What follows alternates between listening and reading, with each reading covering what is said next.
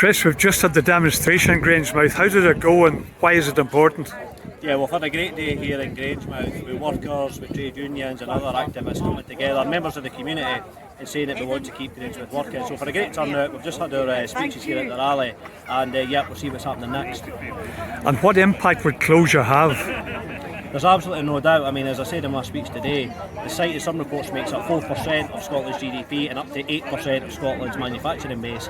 And in this community, everybody, it seems, knows someone that works there or has worked there. So there's no doubt the devastation that would come as a result of the closure of this site. Do you think there's any justification in the case for closure? I think there's two ways we can look at it. I mean, since the COVID pandemic, it's no secret that especially in the downstream oil and gas sector, you know, the producers of petrol and diesel have struggled, because don't forget, during COVID there wasn't any cars on the roads or planes in the air. So there has been a hangover from that period. But since the invasion of Ukraine, the margins right across the downstream sector have increased. In actual fact, Petroneos have reported in 2022 their best ever pre-tax profits of 107 million. So there's that in the short term. I suppose the other thing we're keeping an eye on is the move away from oil and gas at some point. But we're under no illusion that that is anywhere near ready at present. And what we don't want is a cliff edge between this refinery closing and these other alternatives being realised. That can't happen, because that'll lead to the devastation I alluded to.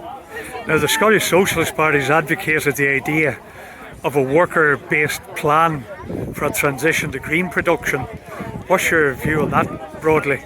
Well, it's good to hear as a potential solution. I mean, the issue we've got in terms of any transition is that any of these industries are in their infancy. I mean, if you look across the UK, the refineries that we've got at present, very few of them actually do any of this stuff in terms of the green stuff, whether it's carbon capture, whether it's biorefining. So for us, it's who triggers that, who's the spark to incentivise this to happen. Because in my view, big business isn't acting as quick as it should. So in my view, that's where the role government should play in the short term. And of course, if workers and trade unions are at the front of that, that's what by us. And we've argued for nationalisation rather than reliance on multi-billionaires like Jim Ratcliffe. Don't know what you think.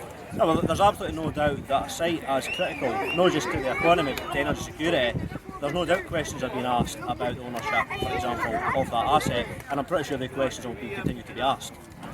And what's your message finally, Chris, to the wider working class and trade union movement?